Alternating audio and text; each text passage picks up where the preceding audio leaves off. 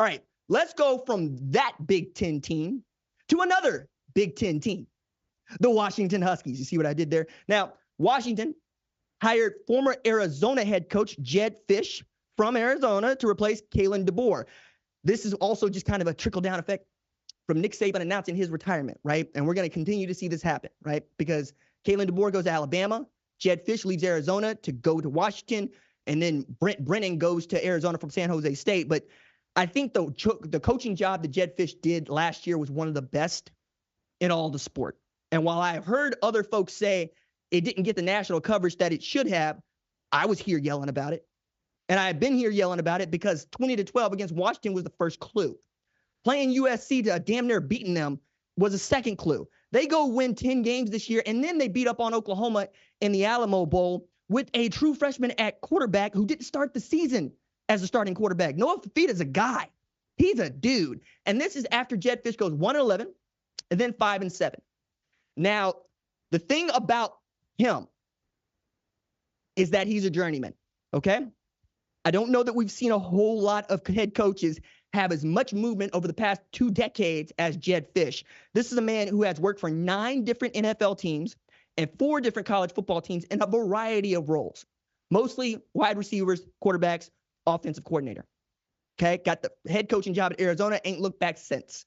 Now, getting back to Seattle, where he had once worked with Pete Carroll, where his son, Brennan Carroll, is Jedd Fisch's offensive coordinator, also plans to join him in Washington. That's a good space to be, right? I think that if Washington fans expect to be good this year, it's going to be tough. It's going to be tough. 1, you lost a lot in the transfer portal. 2, this is a man who builds the offense, then he builds the defense, and then year 3, we'll see, right?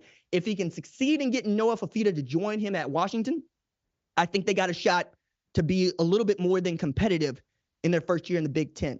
But you're going to have to get a quarterback. I think getting most of your staff on board was tremendous for him. I mean, he's been able to bring not just Brennan Carroll, but Jimmy Doherty, Scotty Graham. Yes, that's Scotty Graham. And then Jordan Papal, who is a tight ends coach. I think defensively, still got some moves he can make. William Inge and Chuck Morrell are still around. They did not follow Kalen DeBoer to Alabama. Perhaps those are guys that you want to keep around because that defense was not great, but you would love to have some continuity. And one of the things that we've seen from great head coaches, they usually try to keep the defensive coordinator, right? We saw Urban Meyer do this at Ohio State, and you keep going on around. That's what you try to do, right? You try to keep somebody around that knows the program just a little bit and allows you to do what you do.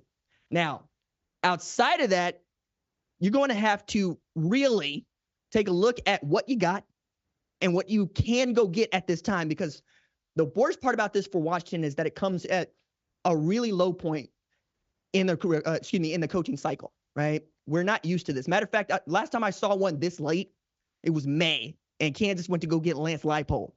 It's not something you want to do. It's something you have to do. So being able to go get a guy like Jedd Fisch, I think was a tremendous win. And I thought the thing to go do was go get a young coordinator, somebody that can grow up with you, somebody who is not interested in making a leap pretty quickly or soon. I don't know that Jedd Fisch is that guy, right? So not only are you going to have to be patient with him, given his track record, you're going to have to expect him to get good with you and then take a look around. Maybe back to the NFL. I don't know. We'll see.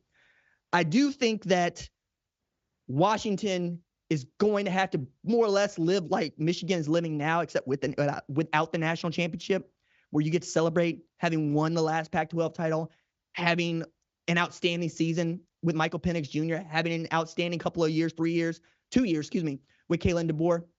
I think that's where you're going to have to live in 2024. It sucks. I'm sorry, but that just feels like what it is, especially with what Oregon has become, just nasty, and what that Big Ten is going to be, which, again, is nasty.